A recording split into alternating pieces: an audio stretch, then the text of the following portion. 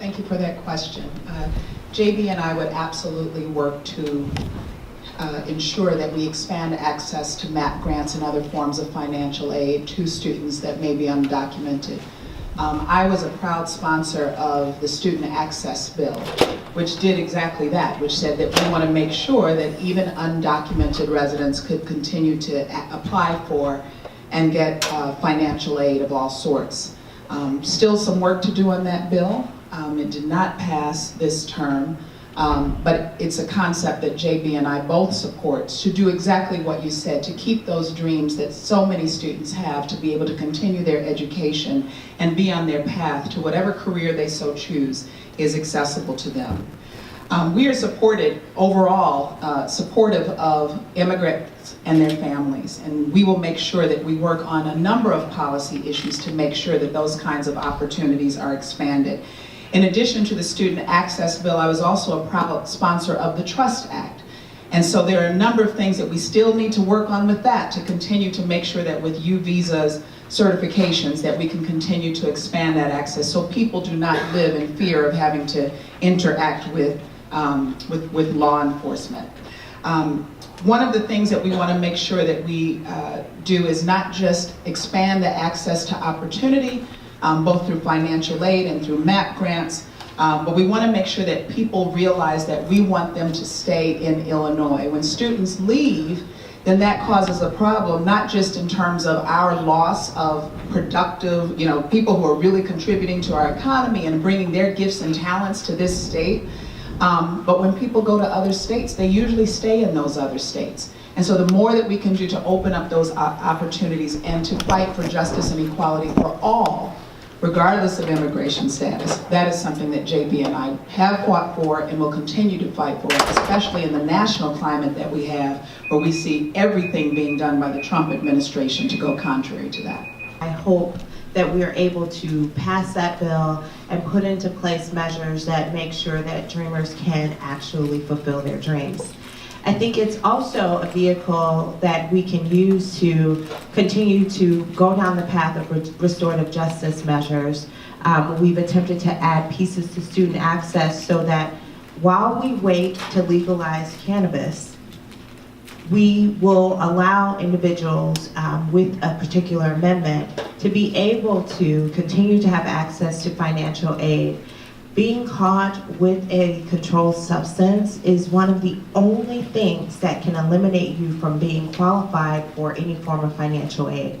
And so while those are very distinct student populations, again, the whole goal is to make sure that those who want access to higher education and those who need access to higher education as a pathway to a different life have that opportunity.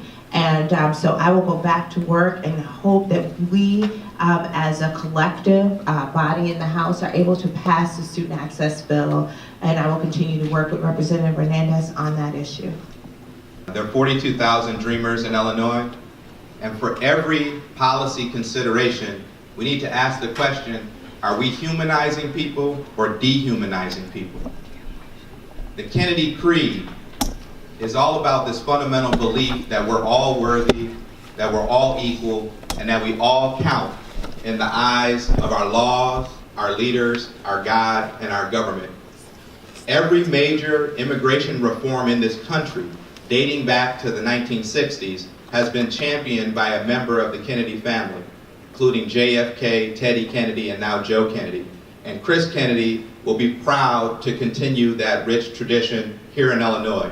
Specifically, there are three things we can do. We can support Illinois as a true sanctuary state. We want Illinois to be the most welcoming state in the nation. The second thing we can do is ensure that undocumented students have access to MAP grants and financial aid. The third thing that we should do is support the concept of immigration-free zones. Right now, I think there's dialogue that immigration-free zones should exist at places of worship, at hospitals, at police stations. We should ensure that our college and universities play that same role. Thank you. Well, in favor of the Trust Act that the President signed. I believe we should continue to be a sanctuary in the city, or state, in fact. Our immigrants built this country. I'm a physician.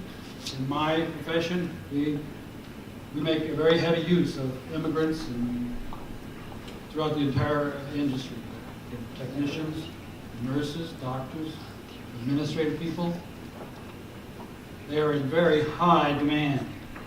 And if we could somehow convince Mr. Trump that people like this are really needed, and really we should not be deporting them, we should be encouraging them to come here and study.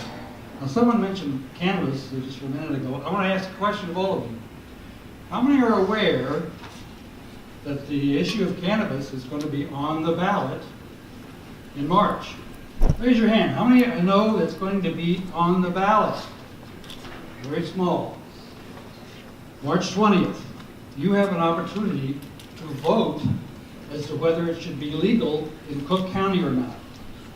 99% of people don't know that.